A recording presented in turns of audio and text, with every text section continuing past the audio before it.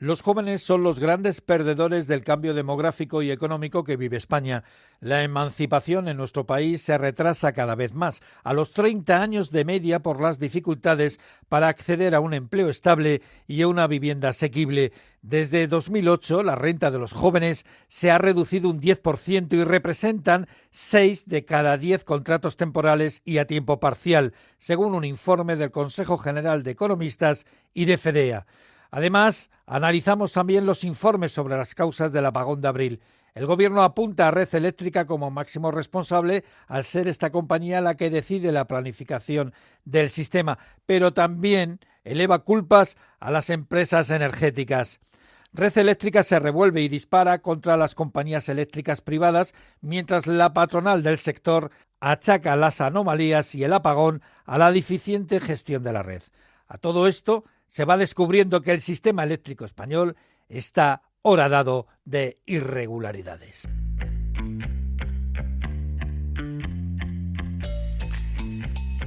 La mirada económica. Con Ignacio Rodríguez Burgos. Una mirada inquisitiva, reflexiva y divulgativa a la realidad económica del momento. Los jóvenes han perdido un 10% de renta desde 2008. Es el sector de la población que más peso ha perdido desde la crisis económica frente a la ganancia del 8% de ingresos en los mayores de 65 años, según un estudio del Consejo General de Economistas y de FEDEA, que reclaman al Gobierno reformas para ayudar a la emancipación de los jóvenes españoles. Una independencia familiar que en España se produce de media a los 30 años. Los jóvenes copan el 60% del empleo precario y difícilmente superan los 15.000 euros brutos de salario medio al año. Y con los precios de la vivienda disparados hacia la estratosfera, ya sea comprar o alquilar, pues la emancipación se complica aún más, porque también se entra en lo que se denomina precariedad habitacional. Se complica a la vez la formación de nuevos hogares y se incrementa la pobreza infantil. Esto se une a una reducción del número de jóvenes. El cambio demográfico es evidente.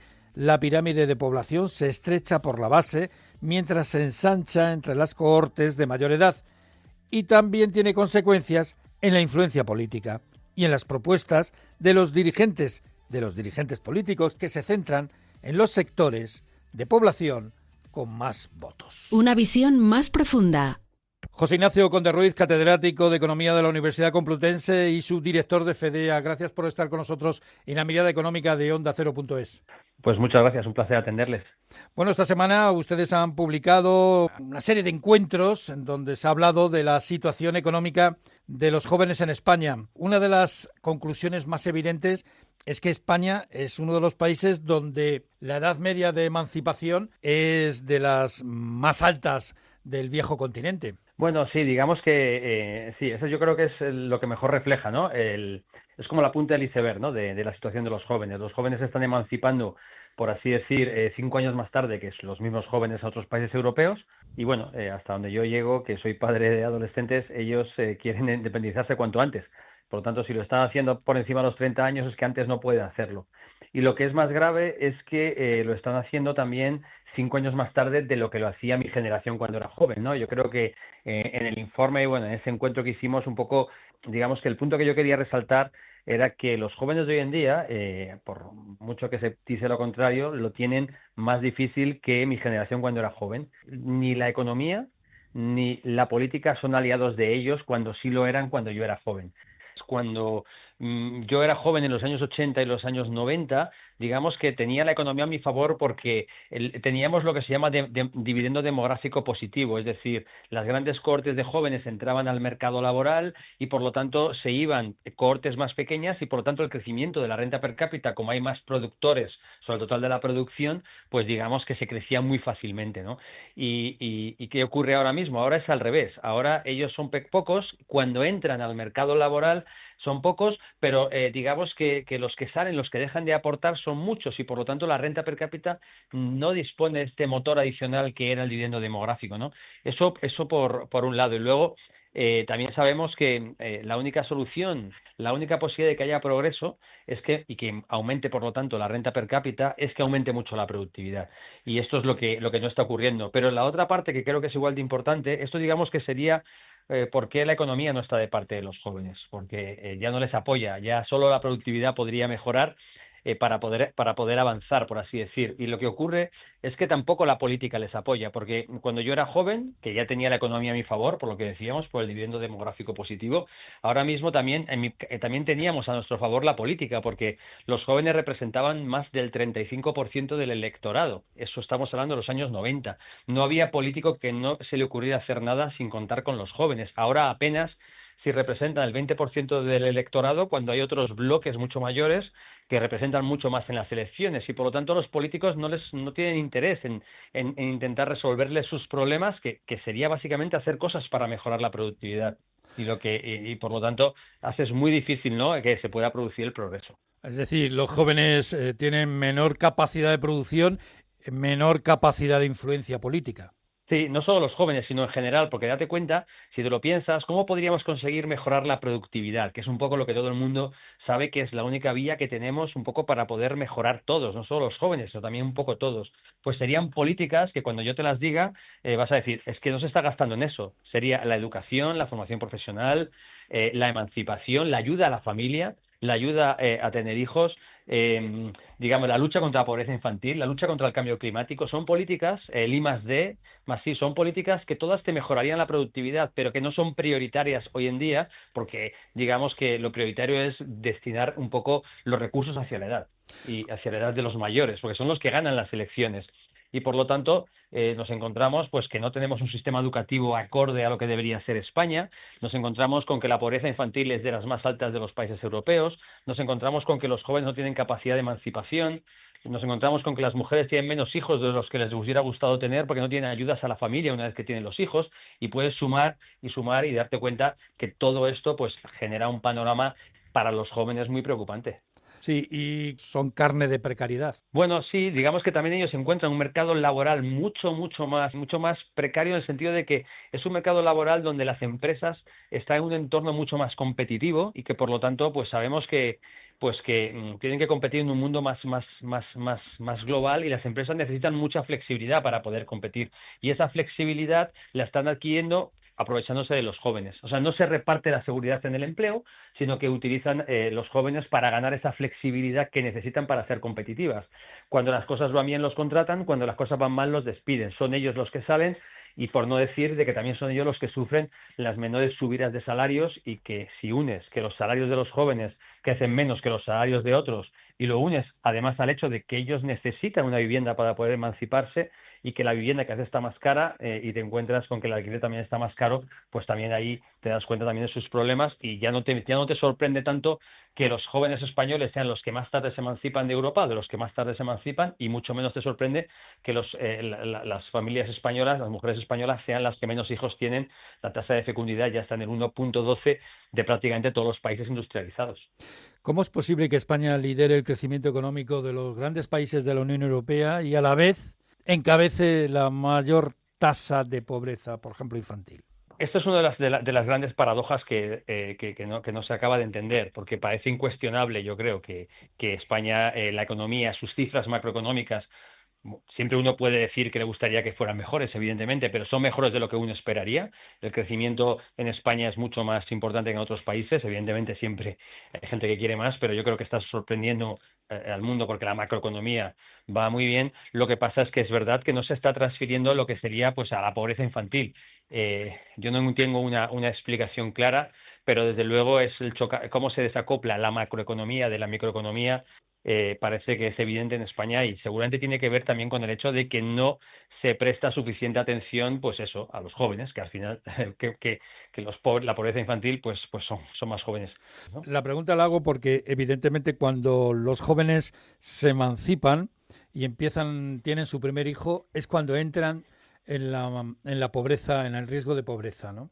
Según el Consejo Económico y Social, sí, ¿no? Sí, exactamente.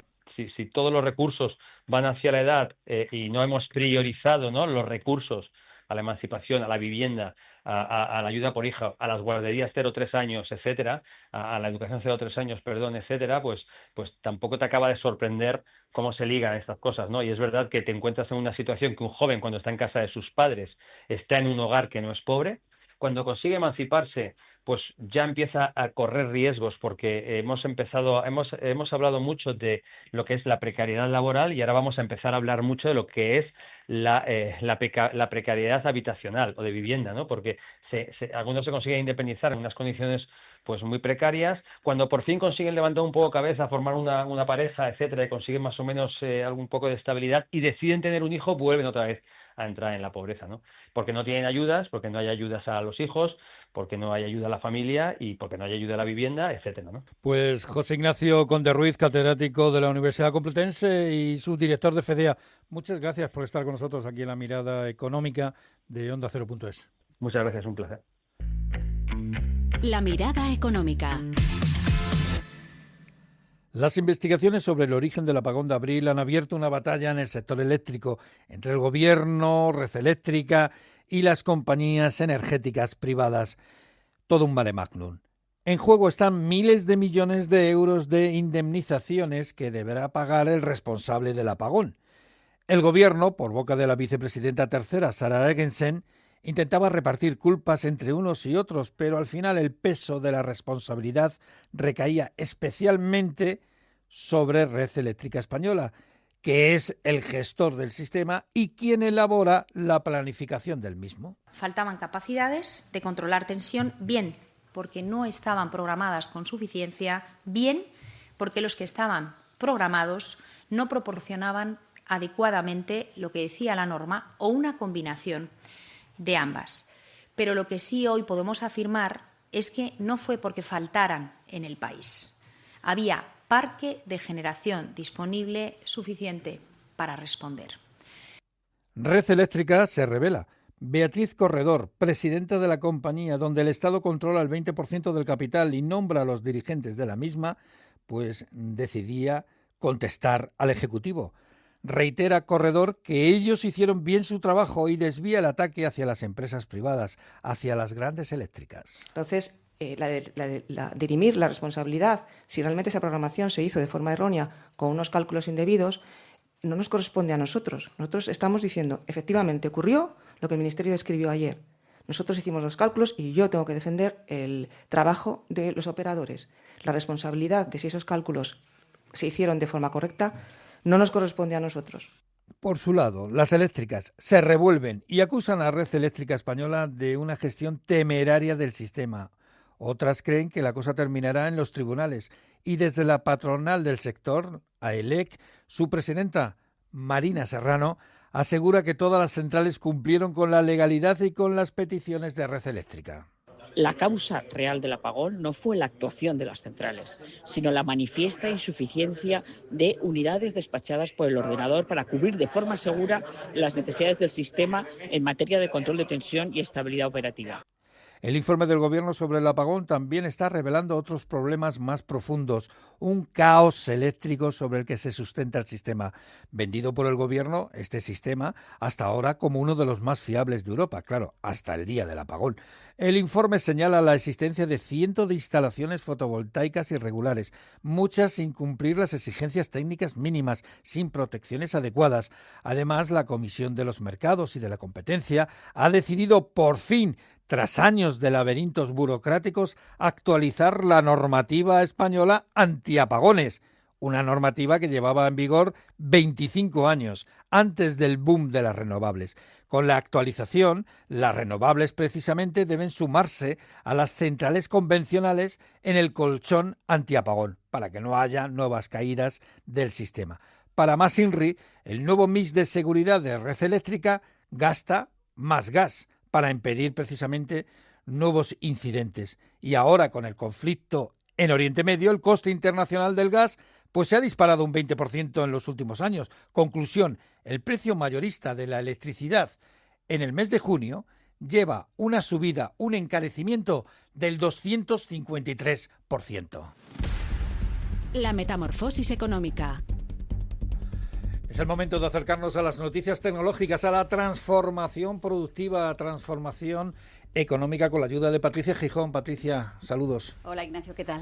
La inteligencia artificial cambia las estrategias de marketing. Más de la mitad de los españoles se fía más del ChatGPT que de los influencers. Sí, más de la mitad de los españoles se reconoce ya que usan la inteligencia artificial para tomar decisiones de compra. El 90% de los jóvenes dice que la IA ha cambiado su forma de buscar productos y servicios. Sobre todo preguntan por viajes, moda, banca y automoción. Según el informe elaborado por Llorente y Cuenca, ya no basta con tener una marca. Ahora subraya su director de estrategia, Jesús Moradillo, que la inteligencia artificial tiene que entender qué ofrece tu marca. Así que esto es un gran reto para las marcas, porque ya no se descubren muchas de ellas visitando su web, sino a través de estas conversaciones que se generan en entornos de inteligencia artificial. Así que si una marca no está bien representada en los datos que entrenan esos modelos, pues desaparece de la decisión y esto es un riesgo para muchas. La gran pregunta ahora es, ¿la inteligencia artificial tiene gustos propios? Veremos. Las ventas mundiales de coches eléctricos encarrilan un año récord en ventas. Se esperan casi 22 millones de ventas de vehículos eléctricos y enchufables, según el informe de Bloomberg. Es un 25% más que el año pasado, gracias a la reducción de costes de las baterías de iones de litio y al aumento de la producción de modelos más asequibles, algo que normalmente frena las ventas. Casi 2/3 de estas ventas se producen en China, seguidas de Europa con un 17% y Estados Unidos con otro 7%. El mapa del hidrógeno verde se extiende por España. El Ministerio de Transición Ecológica subvenciona con 1.223 millones de euros de los fondos europeos 7 proyectos de hidrógeno verde. Las ayudas a fondo perdido superan el 30% del coste total de los proyectos, que están ubicados en Aragón, Andalucía, Castilla y León, Cataluña y Galicia. Estos proyectos movilizarán inversiones por más de 5.800 millones de euros. Más noticias sobre la metamorfosis económica y tecnológica en ondacero.es. La mirada económica. Ignacio Rodríguez Burgos. Es todo. Muchas gracias por su atención. Muchas gracias por estar una semana más con nosotros en la mirada económica de ondacero.es.